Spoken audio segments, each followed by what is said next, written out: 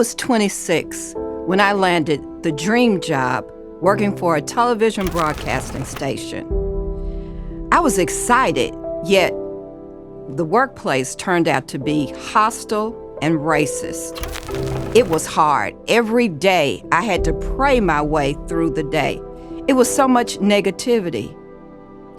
But the thing that hurt me the most, when we finished with the series, it won a national award. But the station rejected me and sent 10 other people to New York to receive the award. I was devastated. I tried to talk to them about it, but they just brushed me off.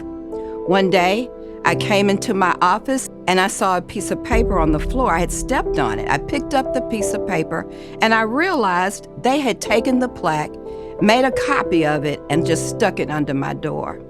I knew right then I was not going to let those who were rejecting me stop me from my opportunity. And everything that I learned, the whole experience, I am using still today.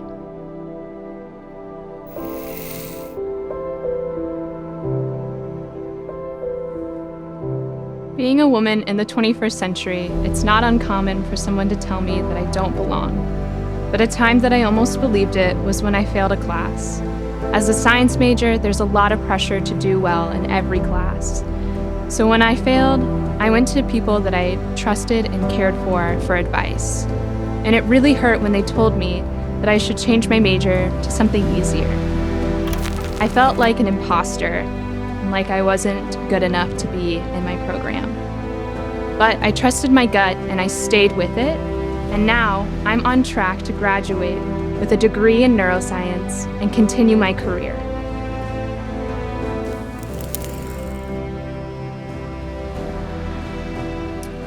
I followed in my grandfather's footsteps and became a pastor. In my second year of ministry, an issue came up where one of the churches I was serving started their Wednesday night activities with the saying of the Pledge of Allegiance in the sanctuary. I was concerned about this, and I had learned about the dangers of Christian nationalism from my grandfather, who was a World War II Army chaplain. I wanted to make it clear that a Christian's allegiance is to Jesus. So I was handling this the best way I knew how, but a couple of my supervisors made me feel as though I was the problem. I felt rejected, like I didn't belong in this church I'd been a part of my whole life. Now I know I do belong, and I'm able to help college students who are exploring their calling understand that everyone belongs in God's creation.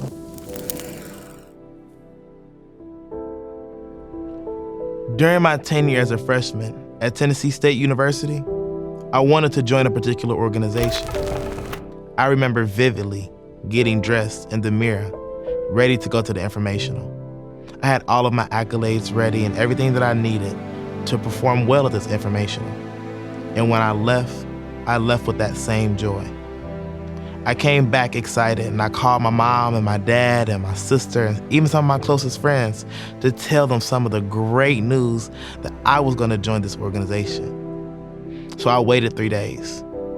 And after that 3 days, I actually received the rejection letter. In that very moment, my heart broke. And I felt that everything that I had worked for had went into vain. But I kept praying and working. And now, I sit at Tennessee State University as a Student Government Association president. And one thing that I've learned is that my rejection actually was my acceptance.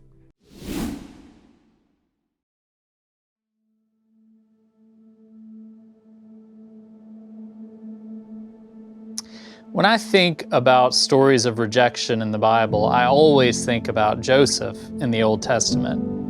Joseph was a dreamer, and his brothers hated him because in his dreams, they all bowed down to him. So they decided to kill him, but then they settled on just selling him into slavery, faking his death, and tricking their father, Jacob.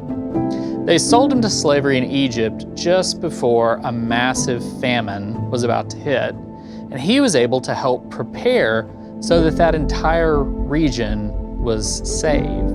Later, when his brothers showed up in Egypt to get some food, he was all set to have his revenge. But instead, he forgave them. He said, "What you did to me was awful, but God was able to use it for good." One thing that resonated with me throughout this entire story about Joseph was forgiveness. And throughout that entire story, I began to reflect on my own life about how I've had to forgive people.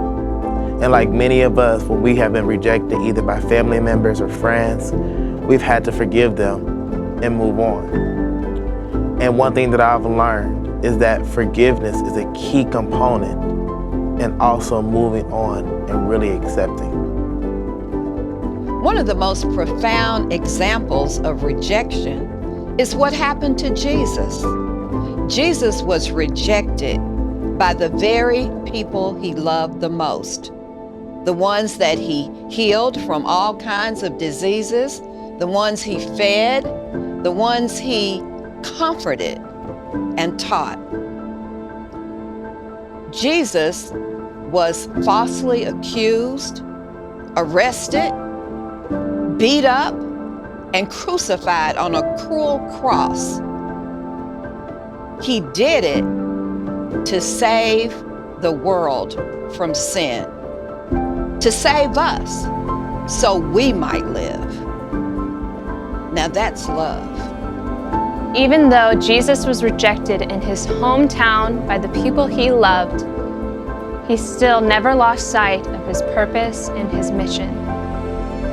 He had to go through rejection to understand our rejection. We all experience rejection.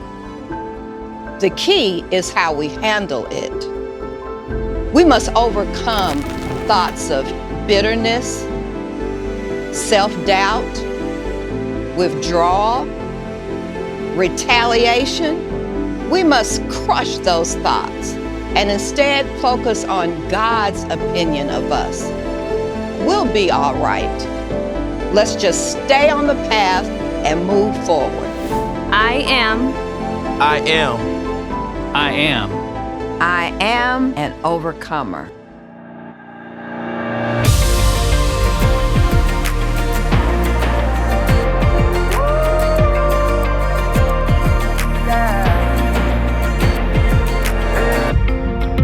Time has passed you by, and you're feeling all alone. The pain deep inside of you makes you feel like there's no hope. You just keep your hands to the sky, to the God of above, and you say,